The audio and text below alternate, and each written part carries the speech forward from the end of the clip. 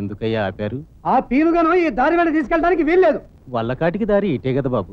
ఆ విషయం మాకు తెలుసు. అక్కడ దేవాలయంలో శ్రీవారి కళ్యాణానికి అన్ని ఏర్పాట్లు జరుగుతున్నాయి. ఈ రోజు నుంచి గుళ్ళో ఉత్సవాలు. శవాన్ని వెనక్కి తీసుకెళ్ళండి. గుళ్ళో ఉత్సవాలని తెలిసేది సావలేదు కదయ్యా, అనవసరంగా గొడవలు ఎందుకు, మాకు దారోదలండి అయ్యా. ఏంట్రా ఇప్పుడు పేదరుపులు అడుగుతున్నారు? ఇందాక మేము శవాన్ని అటే తీసుకెళ్తాం, ఆ పెద్ద జాతి ఏం చేస్తాయో చూస్తాం అన్నారంటగా. అసలే మడిసిపోయిన బాధలో మేముంటే అలాంటి మాటలు ఎందుకు అంటామయ్యా?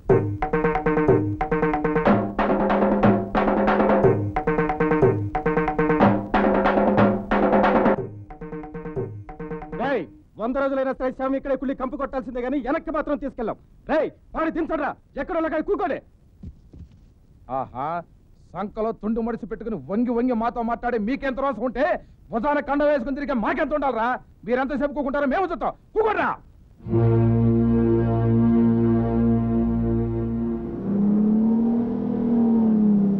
ధర్మరాజు గారు వస్తున్నారు.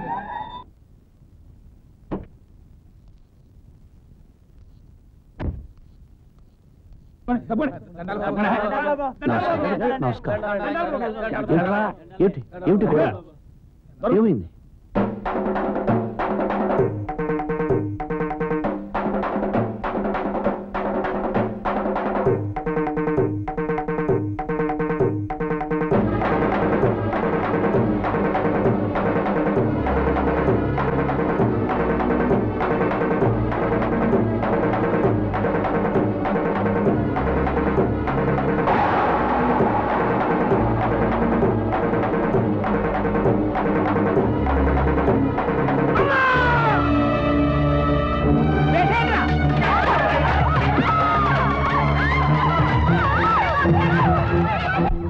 వాళ్ళు వచ్చారా?